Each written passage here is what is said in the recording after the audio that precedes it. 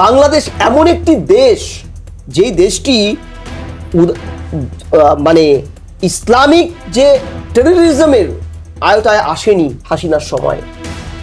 যাদের অঙ্গচ্ছেদ করে বাংলাদেশটা তৈরি হলো সেই পাকিস্তান কিন্তু খাদে পড়ে গেল, কিন্তু বাংলাদেশকে একটা মূল জায়গায় এনেছিল শেখ হাসিনার সময়। তুমি ভাবো একটা এমন পরিস্থিতি ছিল যে জিডিপিতে ভারতের থেকে এগিয়ে গেছিল বাংলাদেশ। তাদের উত্থানগুলো তুমি তাকিয়ে দেখো, ডিজিটাল বাংলাদেশ গঠন, ডিজিটাল বাংলাদেশ তার হাত ধরে গঠিত হয়েছে। দেশমাতৃকা যেখানে মানে তছনছ, আজকে ওখানে বাংলাদেশে কোনো গণতন্ত্র বলে কিছু নেই। মৌলবাদ এমন মাথাচাড়া দিয়েছে যে তুমি বলছি যে তুমি অন্য ধর্মীয় সম্প্রদায় ছেড়ে দাও, বাংলাদেশের মূল 92% যে মুসলিম ধর্মাবলম্বী তারা বিপন্ন। মোট 174 জন জঙ্গিকে যেভাবে ছেড়ে দেওয়া হয়েছিল, যারা সারা পৃথিবীর সবচেয়ে ভয়ানক ওয়ান্টেড এবং মানবতার শত্রু, তারা এমনকি তারা কেউ সোনার বাংলা তৈরি করতে এই ইউনিট তাদের ছাড়েনি। বাংলাদেশকে অতল গভীরে নিমজ্জিত করতে তাদেরকে ছাড়া হয়েছিল। ফলে এই হেন বড় বড় জঙ্গিরা যারা আর ধরা পড়েনি। কিন্তু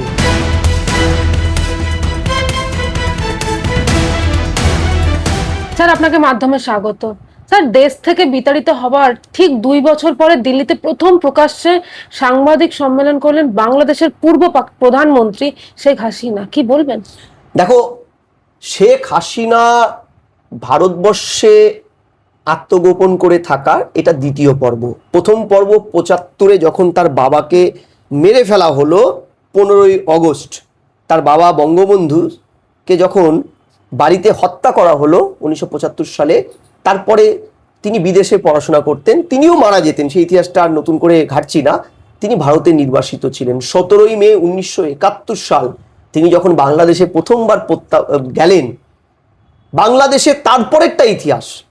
তারপরে তোমরা জানো, দীর্ঘ রাজনৈতিক জীবনে তার বাবা একটা পরিবারের সবাই বাংলাদেশের জন্য আত্মনিয়োগ করেছে। 96-তে প্রধানমন্ত্রী নির্বাচিত হলেন। তারপরের বাংলাদেশের স্ট্র্যাটেজিটা তুমি তাকিয়ে দেখো। বাংলাদেশ এমন একটি দেশ যেই দেশটি মানে ইসলামিক যে টেররিজমের আয়তায় আসেনি হাসিনার সময়।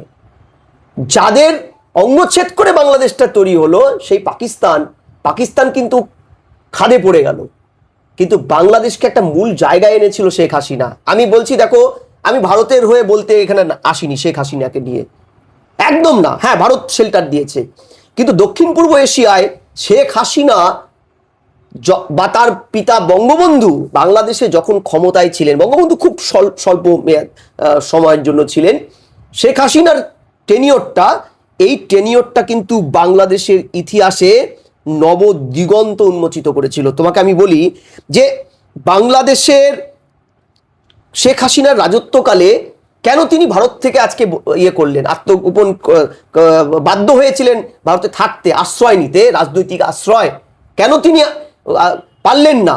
কারণ তার কাছে নিরন্তর একটা দেশপ্রেমী, কোনোদিনও তার মানে একান্তই বাধ্যবাধকতা না থাকলে তিনি থাকেন না, বাধ্যবাধকতা থাকলেও তিনি থাকতে চান না। তার দেশের আকুল আত্মনাদ। বাংলাদেশটা সত্যিকারের উদারপন্থী ইসলাম থেকে রাজনৈতিক ইসলাম পরিণত হয়ে গেছে। কট্টরপন্থীরা বাংলাদেশটাকে, সোনার বাংলাকে তছনছ করে দিচ্ছে। দেখো, আমি বলছি কেন শেখ হাসিনা থাকতে চাইছেন না। শেখ হাসিনা বাংলাদেশটাকে তিল তিল করে তৈরি করেছিল, তিল তিল করে। শেখ হাসিনার সময় তুমি ভাবো একটা এমন পরিস্থিতি ছিল যে জিডিপিতে ভারতের থেকে এগিয়ে গেছিল বাংলাদেশ। তাদের উত্থানগুলো তুমি তাকিয়ে দেখো, ডিজিটাল বাংলাদেশ গঠন, ডিজিটাল বাংলাদেশ তার হাত ধরে গঠিত হয়েছে। পারমাণবিক বিদ্যুৎ কেন্দ্র, মেট্রো রেল, বঙ্গবন্ধু স্যাটেলাইট, শতভাগ বিদ্যুৎ সংযোগ, উন্নত স্বাস্থ্য ব্যবস্থা, ডিজিটাল বাংলাদেশের উত্তরণ, প্রত্যেকটা করেছিলেন এই স্বাধীনতা সংগ্রামীর সুকন্যা, যার পুরো পরিবারটা চলে গেছে স্বাধীনতার জন্য বাংলাদেশ বাঁচাতে। তিনি কি করে লুকিয়ে থাকতে পারেন বলো? তার প্রেস কনফারেন্সটা কালকে দেখো, তিনি বলছেন আমি জানি গেলে 3টে সম্ভাবনা আমার জন্য অপেক্ষা করছে। যুদ্ধবন্দির যে এটা হবে আইন, সেই আইনে আমার ট্রাইব্যুনালে আমার মৃত্যুদণ্ড হতে পারে। সাজানো মৃত্যুদণ্ড দিতেই পারে, তো অলরেডি মৃত্যুদণ্ড কিন্তু ডিক্লেয়ার্ড ওখানকার আদালতে। শুধু তাই নয়, আমার জেল হতে পারে, আমি ঢুকলেই আমাকে অ্যারেস্ট করা হতে পারে, যাবজ্জীবন হতে পারে, এভরিথিং ইজ পসিবল। তার জন্য অপেক্ষা করছে, অর্থাৎ কোনো একটাও ভালো দিক তার জন্য নেই।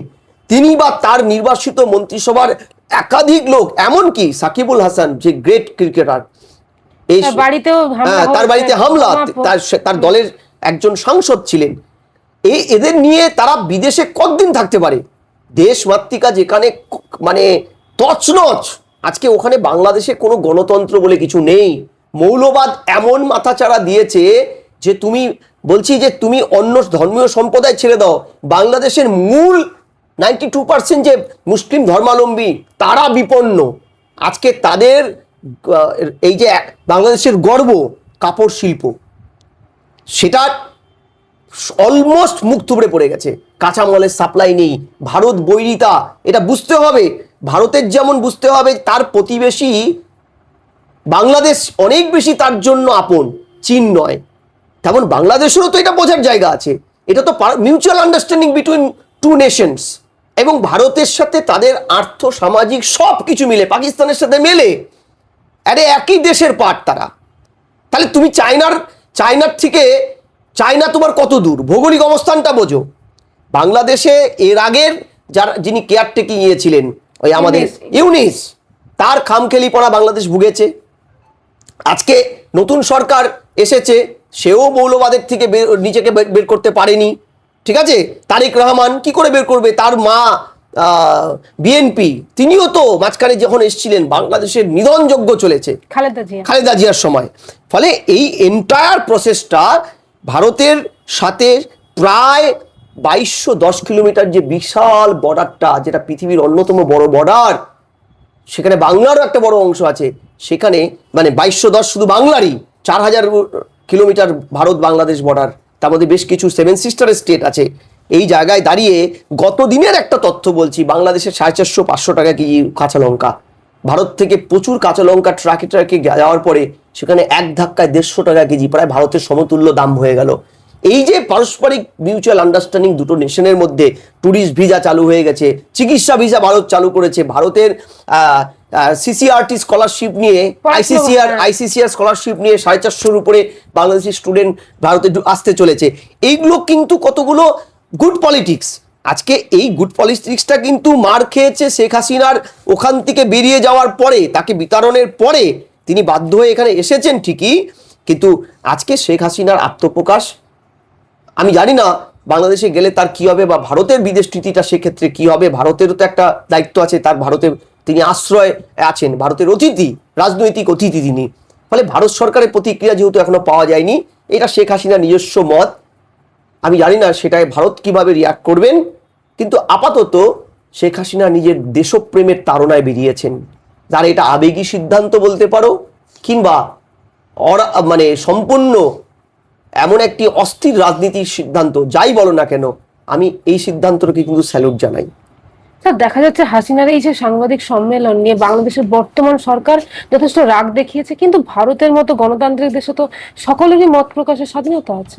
দেখো, বাংলাদেশে মত প্রকাশের স্বাধীনতা কোনো কালেই ছিল না। শেখ হাসিনার সময় কিছুটা গণতন্ত্র ফিরে এসেছিল, মুজিবরের সময় ছিল, বাকি সময়টায় হয় আর্মি উত্থান, কিংবা বিএনপির সময় তো একবজ্ঞা রাজনীতির চাষ হয়েছে সেখানে, যে ধর্মীয় নিপীড়ন থেকে শুরু করে কি না হয়েছে বাংলাদেশে।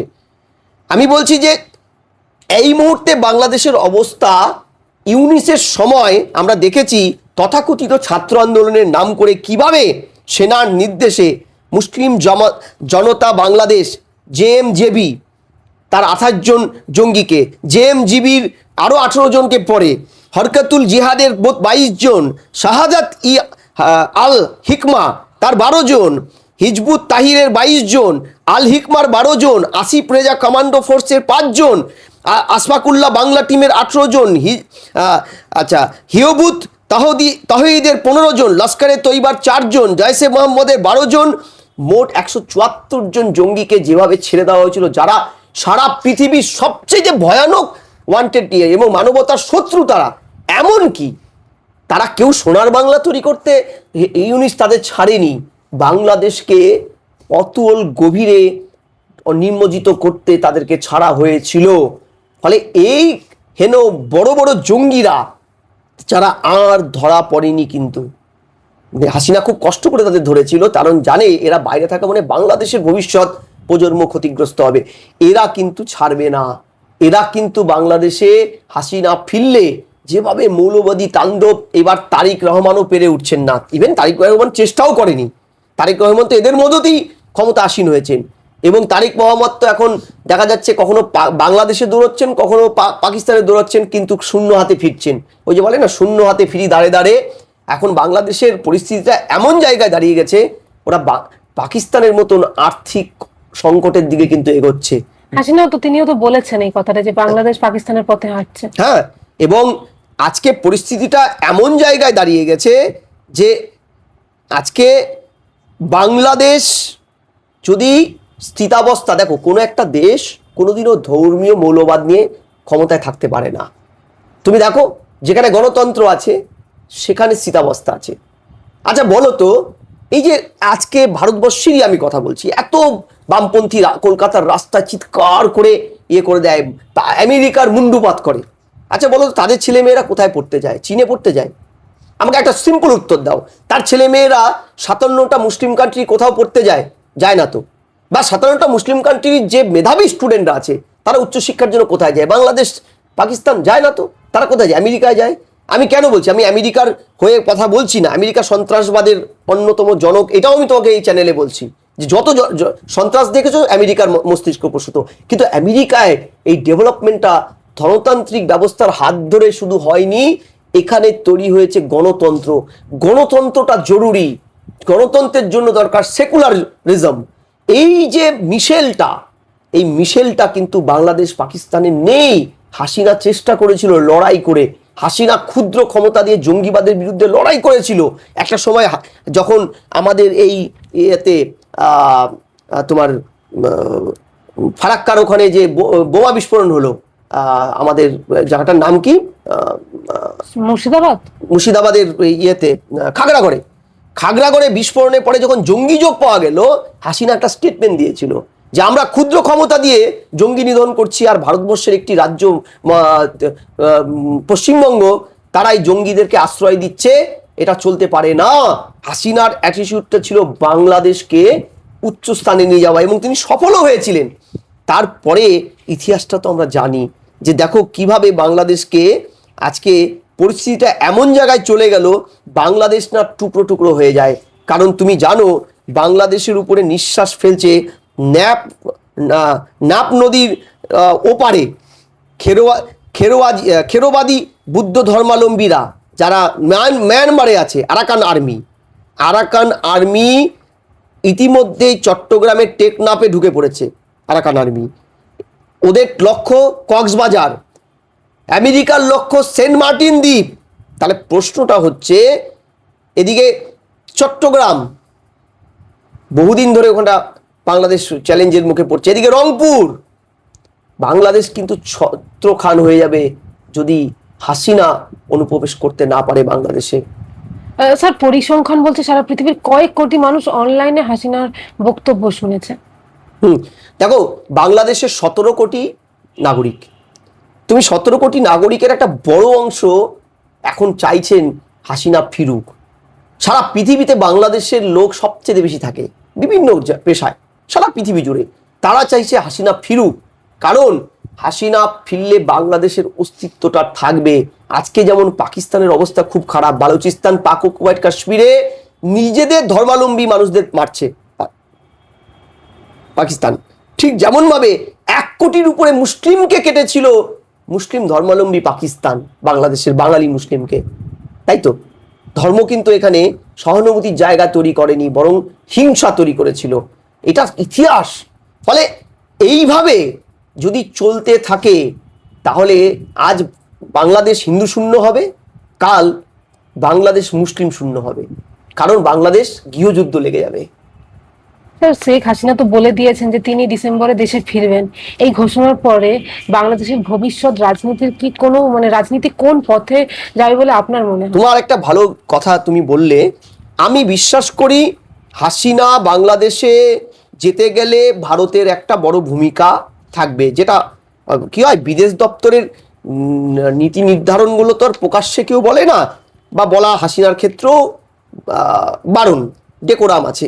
কিন্তু আমি মনে করি ভারত সরকারের একটা এক্ষেত্রে ভূগোলীয় রাজনৈতিক কৌশল কাজ করছে। কারণ দীনেশ ত্রিবেদী ওখানে গিয়ে যখন ওখানকার হলেন, বাংলাদেশে ভারতের হাই কমিশনারের পদটা সামলালেন, তখনই কিন্তু একটা স্ট্র্যাটেজিক্যাল তৈরি হয়েছিল ভারতের সাথে বাংলাদেশের অভ্যন্তরীণ রাজনীতির, এবং প্রেক্ষাপটটা তৈরি হয়ে গেছিল তারেক রহমানের সাথে এর কোনো যোগাযোগ আছে কিনা, মত আছে কিনা আমি জানি না, কিন্তু এইটুকু বলতে পারি ভারত কিন্তু হাসিনাকে সেখানে পৌঁছে দিয়ে তাদের তত্ত্বাবধানে একটা গণতান্ত্রিক রাষ্ট্র ব্যবস্থা চাইছে। এবং এখানে আমেরিকারও নিশ্চয়ই কনসার্ন থাকবে, কারণ আমেরিকাও তো চাইবে ভূগোলীয় রাজনীতিতে দক্ষিণ পূর্ব এশিয়ায় যেন স্থিতাবস্থা থাকে, ধর্মীয় উন্মাদনায় যেন একটা দেশ ছত্রখান না হয়ে যায়।